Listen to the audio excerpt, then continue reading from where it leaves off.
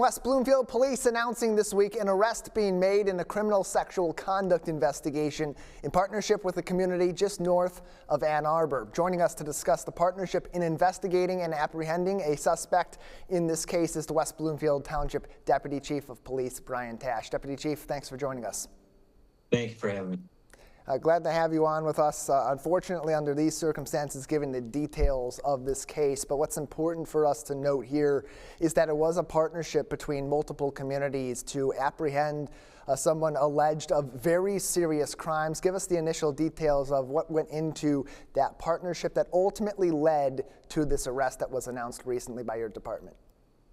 Sure. In the beginning of January of this year, we received a call from Northfield Police Department, and a detective had mentioned that they were conducting an investigation to a criminal sexual conduct case that had occurred out there, and they also believed that the victim in their case also had ties to West Bloomfield Township.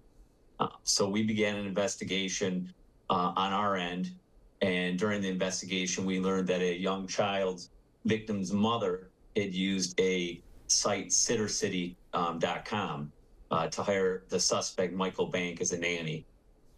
Over the following years, it was alleged that he repeatedly engaged in criminal sexual conduct with the child, and so that's kind of where we went with the investigation.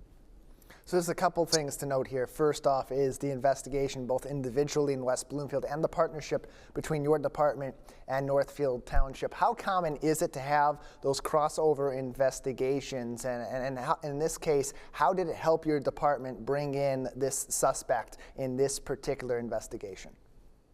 So they're quite common in any investigation. When you determine that a crime also occurred in another jurisdiction, notifying someone in that city or in that jurisdiction to let them know what you have, sharing information, and then them conducting the investigation, or in this case, us receiving the info from Northfield and then conducting our own investigation. So it happens fairly often when crimes take place in other cities, and more is learned as the investigation progresses as to what cities those involved, then notifying them and letting them conduct their own investigation.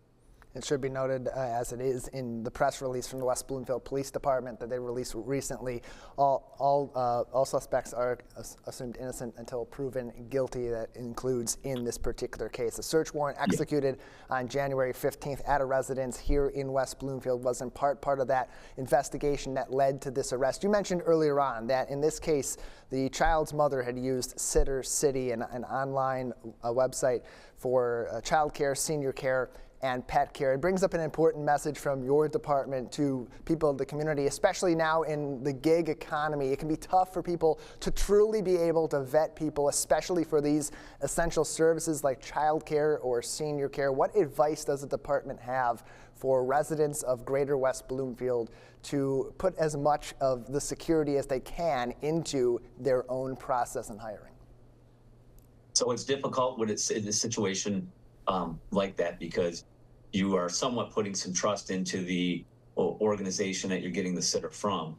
With that being said, doing your own homework as well. If the name's provided, doing your own background check, maybe talking to people who have used that service before, checking some online reviews on that service.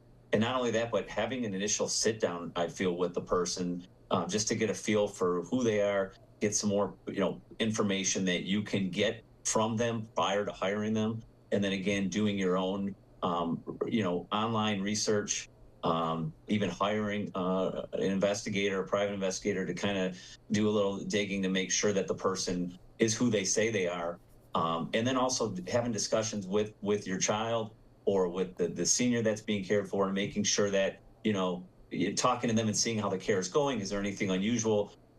Any behavioral changes you're noticing in your son or daughter or in your elderly mom or dad, and then questioning, maybe looking into it and figuring out why maybe some of these behavioral changes are occurring as well.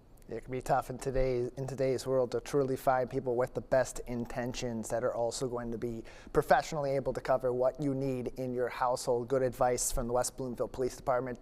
Deputy Chief Tash, before we let you go, any other details of this case that would be important for the people of Greater West Bloomfield to consider, take to heart, and maybe learn something from to help themselves and protect their families and community? Like I said, just continuing to do your own homework, just not trusting it 100% in the company itself, but doing your own homework as well to give yourself a little more reassurance that you're hiring the right person. And in addition to that, anyone who's watching this today that may know something about the suspect, we ask them to call our police department and provide us with the information you may have so that we can follow up on it as well, as this investigation is still ongoing and we're learning more by the day here.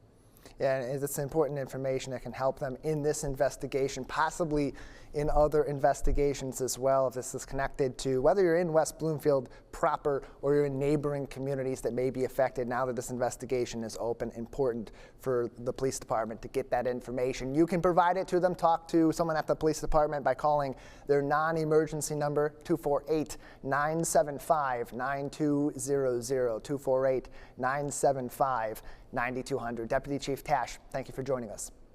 Thanks for having me.